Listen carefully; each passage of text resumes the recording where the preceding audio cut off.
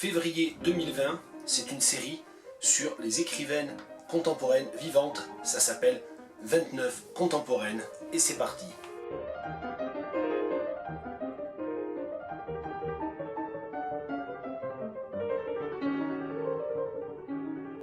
Aujourd'hui, Nathalie Quintane.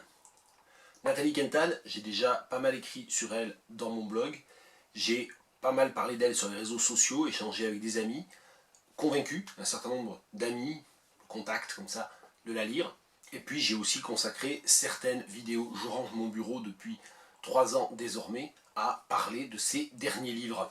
C'est pour cela qu'aujourd'hui, je ne vous parlerai pas de Nathalie Quintane, parce que si je me lance, ça va durer des heures, et ce n'est pas le principe de ces vidéos. Je vais vous lire un extrait, même peut-être 2 extraits, de Formage, un livre de 2003, et je me rappelle très bien que j'ai lu Formage à sa sortie, et je l'ai lu à moitié à Tours, à moitié à Beauvais, car c'était l'année universitaire de mon recrutement, c'était mon année de stage de maître de conférence à Tours, et donc j'étais ce que l'on appelle un turbo-prof, c'est-à-dire que je faisais des allers-retours entre mon lieu de travail, Tours, et mon lieu de vie, Beauvais. Je raconte ça, et je sais pourquoi je le raconte. Formage, c'est donc un livre de Nathalie Quintane. Difficile de dire qu'il appartient à sa première période, j'ai du mal à périodiser l'œuvre de Nathalie Quintane, et je pense que ça n'est pas forcément très pertinent. Je viens de vérifier, c'est son 8e livre, et donc il a désormais 17 ans. Il date de 2003, et je vais vous en lire un extrait. Premier extrait, page 12. L'allure de tout le monde pourrait être représentée par la phrase « Dans l'allée, fleurissent les pivoines ». Légère accélération. Dans l'allée, les pivoines fleurissent. Encore. Les pivoines fleurissent dans l'allée. Et pivoine. Ce n'est pas un simple procès par élimination, mais par déplacement, ellipse, troncage. Couper un virage. Empiler des assiettes à desservir de la pointe de l'index jusqu'au haut du coude. Ça, c'était un premier extrait de la première partie de Formage, afin de donner une petite idée aussi de ce qui me plaît dans la poétique et dans l'écriture de Nathalie Quintane. Moi, j'ai découvert Nathalie Quintane avec son second livre, Chaussures, c'était à Beauvais en 1997, et je ne m'en suis pas tout à fait remis.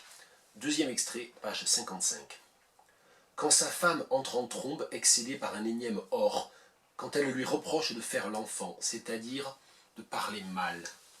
Ne pas parler n'est pas mal parler. Ne pas parler suffisamment n'est pas parler mal.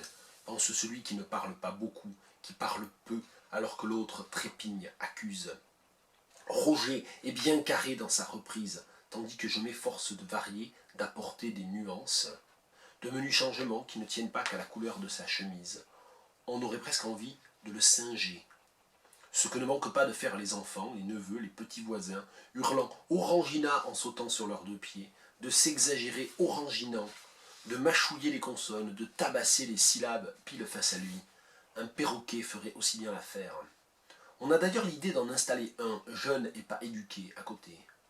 Il apprend vite Orangina, et un véritable ping-pong verbal a lieu, sans que l'un cède à l'autre. On croit pouvoir aider Roger en le mettant à l'épreuve, en le testant sans lui signaler qu'il est testé, lui posant une question préparée, jusqu'à ce que finalement l'épreuve seule importe.